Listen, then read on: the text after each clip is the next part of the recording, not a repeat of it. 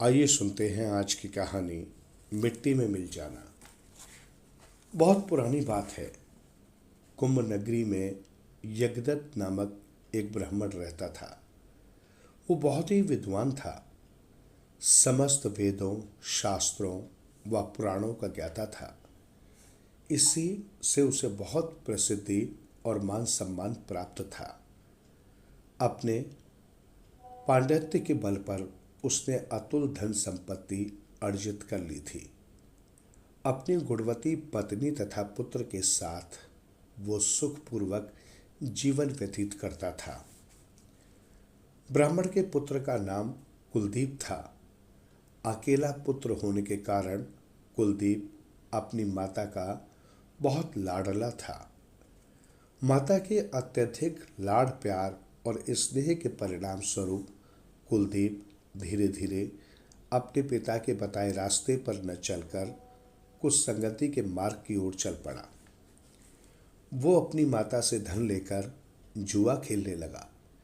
धीरे धीरे अपने पिता द्वारा एकत्र किए धन तथा कीर्ति को नष्ट करने लगा।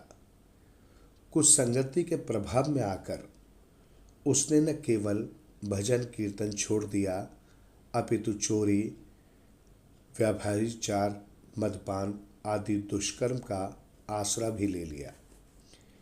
यज्ञदत्त अपने पुत्र के इन पापों से अनभिज्ञ अपनी पूजा पाठ और अध्ययन अध्यापन आदि कार्यों में व्यस्त रहता।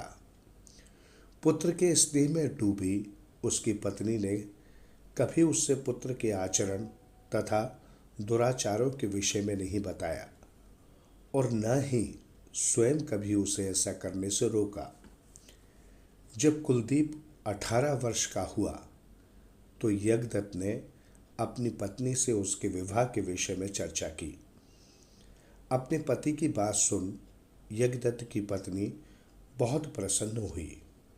वो अपने पुत्र के पापमयी जीवन के विषय में स्वयं भी परेशान थी और उसका विवाह करने की सोच रही थी, किंतु पति से इस विषय पर बात करने में संकोच अनुभव कर रही थी। किंतु अब स्वयं पति ने इस विषय में चर्चा छेड़ी तो उसने सोचा, हो सकता है विवाह का दायित्व सिर पर पड़ने पर कुलदीप कुसंग त्याग दे। तब यज्ञदत्त ने शीलवती नामक एक सुंदर, सुशील तथा गुणवंती कन्या के साथ कुलदीप का विवाह कर दिया। किंतु विवाह के पश्चात भी कुलदीप ने कुछ संगति को नहीं त्यागा। ये देख उसकी माता ने उसे समझाते हुए कहा, पुत्र, अब तक तुम्हारे सभी अवगुणों को मैं तुम्हारा बचपना समझकर नजरअंदाज करती रही, किंतु अब तुम्हारी पत्नी की जिम्मेदारी तुम्हारे ऊपर है। तुम्हारे पिता कब तक तुम्हारा तथा तुम्हारे परिवार का बोझ वहन करेंगे? इसलिए तुम अब कुछ संगति त्याग कर अपने परिवार की चिंता करो। यदि इसी प्रकार तुम को मार्ग पर चलते रहे तो वो दिन दूर नहीं जब तुम्हारे पिता का सारा मान सम्मान मिट्टी में मिल जाएगा और लक्ष्मी सदा के लिए हमसे रूठ जाएगी। किंतु अब तो बहुत देर हो चुकी थी। कुलदीप पर माँ की बातों का कोई भी प्रभाव न पड़ा। सुधरना तो दूर रहा, उसके पाप कर्म और भी बढ़ने लगे। एक दिन उसने अपनी माता तथा पत्नी के गहने चुरा लिए और उन्हें जुए में हार गया। एक ज्वारी के हाथों में अपने घर के गहने देखकर यज्ञदत्त ने उन्हें पहचान लिया। खोजबीन करने पर ज्ञात हुआ कि ये गहने वो ज्वारी कुलदीप से जुए में जीता है। यज्ञदत्त ये ज्ञात होने पर स्तब्ध खड़ा रह गया। अपना सारा जीवन धर्म और सदाचार का पालन करने वाले यज्ञदत्त को जब अपने पुत्र के कुकर्मों का ज्ञान हुआ तो वो गिलानी से भर उठा। वो अत्यंत क्रोधित होकर अपने घर पहुंचा तथा अपनी पत्नी को सारी बात बताते हुए कहा वो कुलनाशी आज उसके कारण मेरे जीवन भर की साधना मिट्टी में मिल गई। हे भगवान, अब मैं क्या करूं? ये कहकर यज्ञदत्त विलाप करने लगा। घर के बाहर खड़े कुलदीप ने अपने माता पिता का सारा वार्तालाप सुना तो वो आत्मग्लानि से भर उठा। अपने पिता की शिक्षा तथा माता के उपदेशों का स्मरण करके वो शोक से भर उठा। अपने कुकर्मों को ध्यान करता स्वयं को धिक्कारने लगा तथा पिता के भय से उसी समय घर छोड़कर निकल पड़ा। वो अपने कुकर्मों का स्मरण करता तथा स्वयं को धिक्कारता हुआ वो एक जंगल में पहुंच गया तथा एक प्राचीन मंदिर की सीढ़ियों पर बैठ गया और रुदन करने लगा। उस दिन शिव पार्वती का पर्व था। उसी समय कुछ शिव भक्तों का समूह वहां आया। वे सभी शिव भक्त उस प्राचीन शिव मंदिर में शिव उपासना करने के लिए आए थे। उनके हाथों में पूजन सामग्री के साथ साथ विभिन्न प्रकार के फल, मेवे व पकवान भी थे। दिन भर का भूखा कुलदीप ये सोचकर वहीं रुक गया कि संभवतः पूजा पाठ के पश्चात प्रसाद के रूप में उसे भी कुछ खाने को मिल जाएगा। शिवजी का विधि पूर्वक पूजन कर तथा उन्हें नैवेद्य अर्पित करने के बाद वे सभी शिव भक्त शिवजी की स्तुति करने लगे।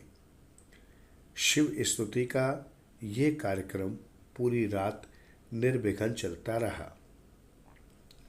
कुलदीप भी एक ओर बैठा ये सब देखता रहा।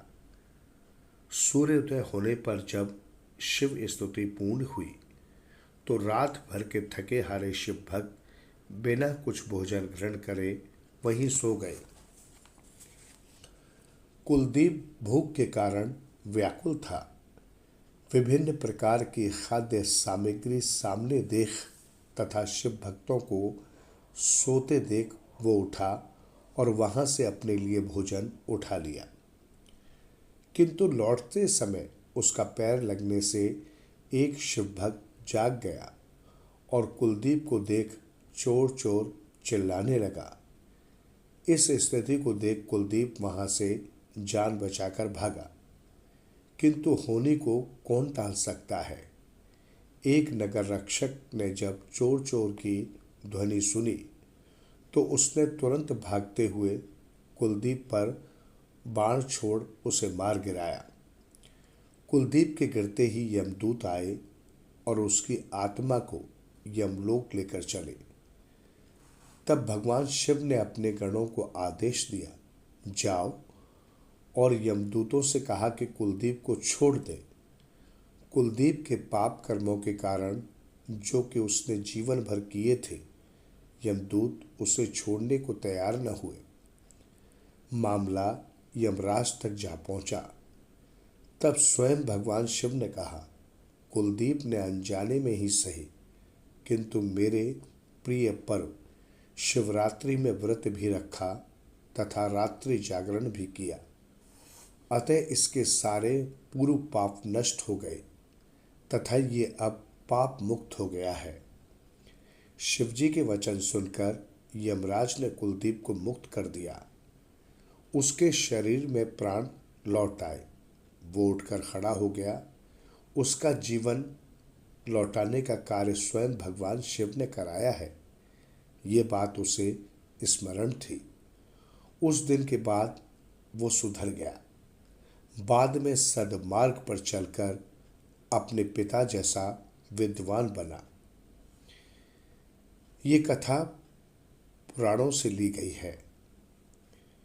इस कथा में हमें ये संदेश मिलता है कि ईश्वर की उपासना चाहे जिस प्रकार से ही की जाए वो सदैव फलदायी होती है। अच्छे कुल में जन्म बालक यदि अपने कुल की मर्यादा का ध्यान नहीं रखता तो पुरखों की अर्जित यश, सम्मान, मान मर्यादा भी मिट्टी में मिल जाती है, जैसा कि कुलदीप ने अपने कुछ संगति के आचरण से किया था।